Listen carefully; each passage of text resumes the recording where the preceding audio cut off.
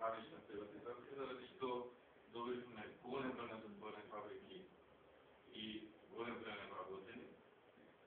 Прво спроведува приватизација наместо денационализација.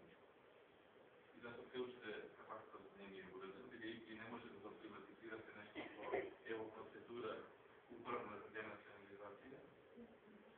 Од сето наводно спроведува администрација за да фактички не се случи, затоа што капиталот веќе е прераспореден.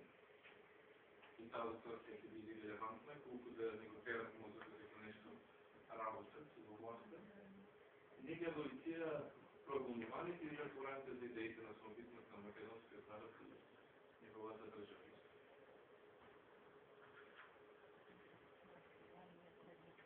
Ќе парафразирам, за да ја сватиме реалност. Да се преку мојата лична трагедија или судбина фамилиарна, да ја доловам историската димензија на миграција.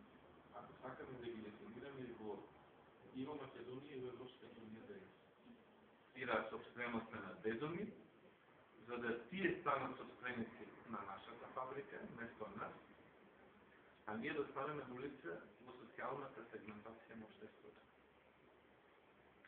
Цело време емигранти.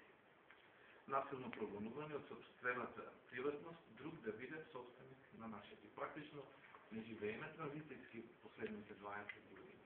Ние транзитираме 60 години од капитализам во социализам, во кој само собственичките односи се променија врз имотите и наследството и повторно се вративме во капитализам. И затоа е нелогичноста. Исти луѓе кои беа главни идеолози на комунизмот, денес како најголеми капиталисти пак се главни идеолози на капитализмот во Македонија. Инаку, благодарам на поканата за учество на ова работилница со задоволство прифаќајќи ја, имајќи предвид дека се гради во синдикалниот плурализам од регистрацијата на првиот независен синдикат во Македонија, наспроти државниот, комунистичкиот, кој тоа остана се до денес. Точно дека човекот мигрира заради храна, но тоа невиновно е дел од процесите на окупација и колонизација, нужно проследени со експлоатација. Миграциите како производ на империализмот и хегемонизмот. Иако потреба на интериите ова експанзија, која се реализира со омраза и војна наспроти љубовта и мирот, или денес, така наречениот корпоративен глобализам, кој врши интеграција со асимилација на паметните етноси, јазици, религии и култури, следом и на физичка елиминација на еден друг начин работник.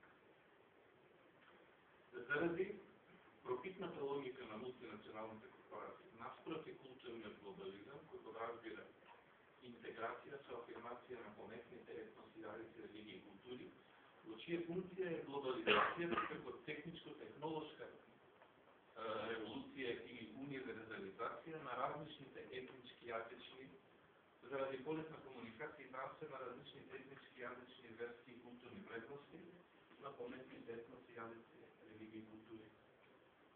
Миграциите како производ на општеството во транзиција не заради социјални, туку заради историски, етнички и политички причини.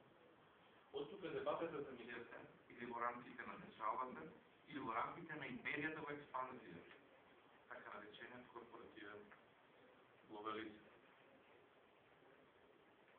Од тука и трговијата со луѓе, мобингот, експлоатацијата на детскиот труд, експлоатацијата на женскиот труд, неплатениот труд, неосигурениот работник, сексуалната експлоатација.